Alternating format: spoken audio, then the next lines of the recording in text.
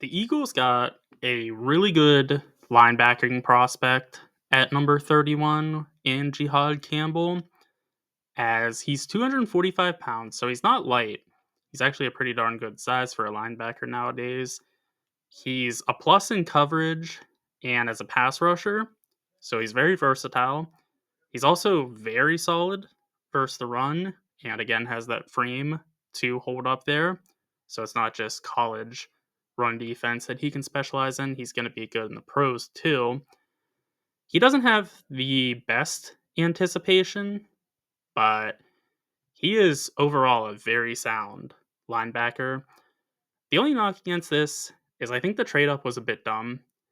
It was only moving up one spot, so they only lost in value a sixth rounder.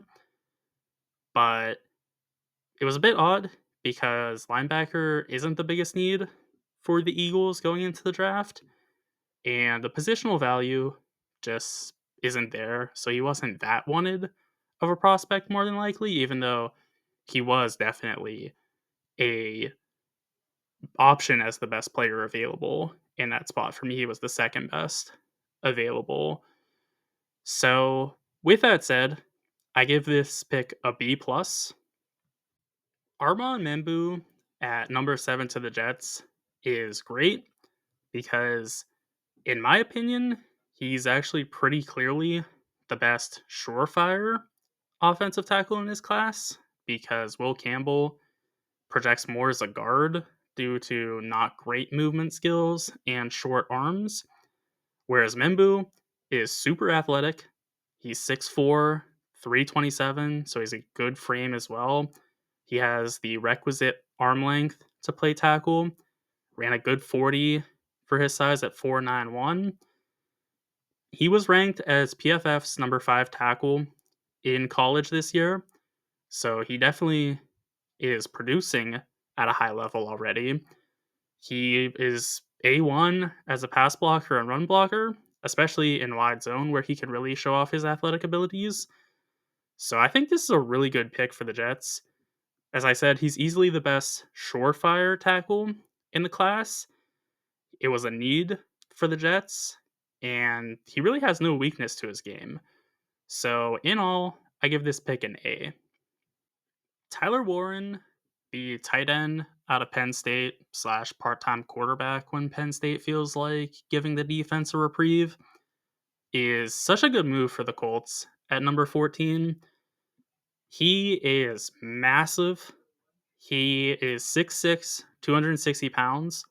So there's going to be no problems with the physical elements of the game for him. Even though he does need to improve as a run blocker, he certainly has the potential there, just needs to refine a bit. He's also strong, as you could probably imagine for someone that size. He's basically a small offensive lineman. And he also has A1 hands and yards after catch abilities.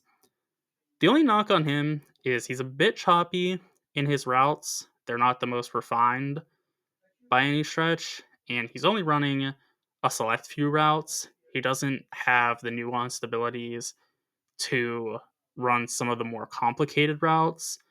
So he's going to run a short route tree, but as a run blocking prospect and as somebody that's going to be great in the receiving capabilities that he's able to do, he's fantastic. He was the best player available, and if he reaches run blocking potential, which could be the best in the league, honestly, he's a fantastic fit for what the Colts want to do, and he provides a new wrinkle to their offense. I give this pick an A. Defensive tackle Mason Graham to the Brownies at number 5 is genuinely one of the best picks of this entire draft. He's arguably a blue chip prospect, which there's only usually like 5 of those in the draft, so getting him at number 5 is good value. He has elite strength and run defense capabilities and has flashed a ton as a pass rusher. He was 7th in defensive interior pressures in college this year, so he's not just flashing, he has some production to his name as well. I love this pick because in addition to just being a great defensive interior, he fits a need for the Browns as they are continually squishy up the middle. It's a valuable position, and the trade back is going to be a good move for them if Jacksonville's first rounder, which is guaranteed to be at least 32, if it's greater than number 50, this is a productive trade for them based on the Jimmy Johnson trade chart. So this is a great move all around for the Browns. Great player, appropriate value, the need is there. I give this an A plus. Wide receiver Ted McMillan out of Arizona to the Carolina Panthers at number 8 is such a great pick. He has a real argument to be the number 1 player in this draft, which I don't say lightly. Abdul Carter is ridiculous. Travis Hunter is a once in a lifetime type of prospect, even more than that. There's basically no one like him since the conception of modern football. He was the number 4 all time receiver for that franchise guy, who's a great talent evaluator on YouTube. He is great at mossing defensive backs or defensive players of any kind. And in addition to that, he gets open a lot. He's quick. He has yards after catch capabilities. All of his routes are good to great. A lot of idiots don't like this pick, but that's mainly because they're idiots. He's the draft's best wide receiver, even greater than Travis Hunter. So I like this pick a ton and easily give it an A plus for the Panthers, who really needed a weapon to properly evaluate Bryce Young as he's nearing the end of his rookie contract now. Edge rusher Abdul Carter to the Giants at number 3 is one of the best picks of the draft, maybe even the best pick, which is crazy to say because he was drafted so highly. I had him as the best player in this class. I think he's pretty resoundingly the best, in fact. He's an elite athlete, genuinely one of the very best you'll ever see for an edge rusher. And he's a Myles Garrett caliber prospect.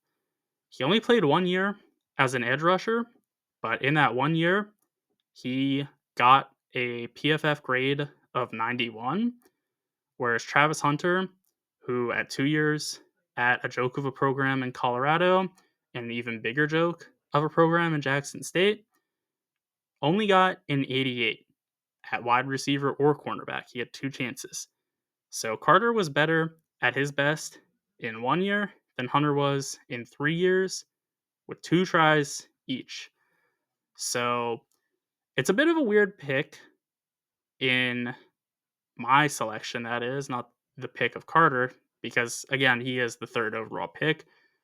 But I think he's pretty clearly the most talented player at the most valuable position, arguably, beyond quarterback. So this is a really good pick for the Giants, surprisingly enough.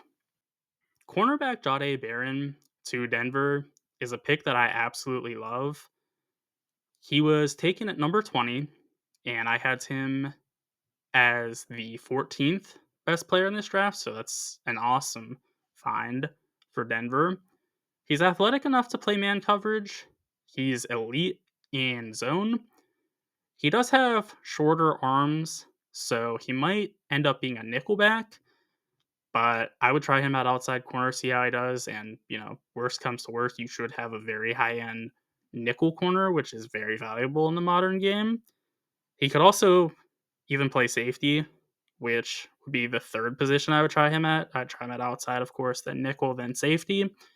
If he doesn't work at any of the aforementioned positions, this is great for Denver because arguably the biggest need on their entire team was a corner opposite Patrick Surtain, and now they have a real running mate for Surtain, as Barron could really be another lockdown corner, and that's just going to make things so difficult for opposing offenses because you can't just target opposite Surtain.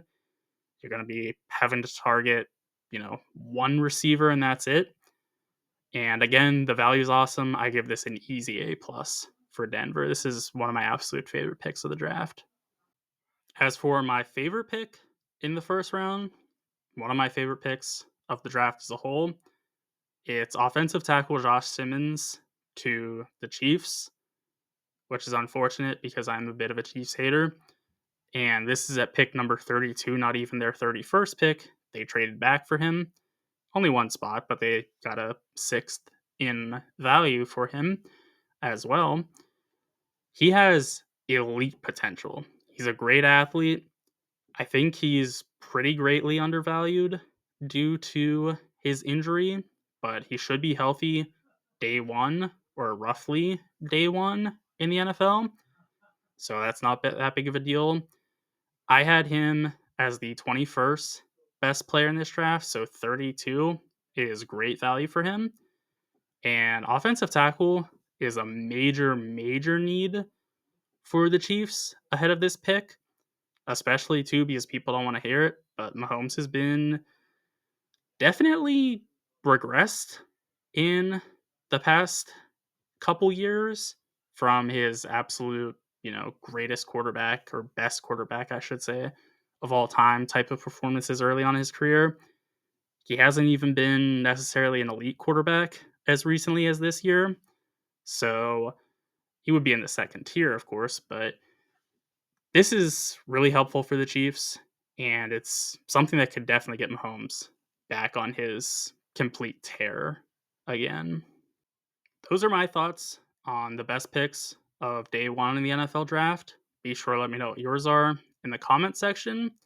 And also be sure to like and subscribe for more quality or maybe a little bit below quality level of videos on football and basketball.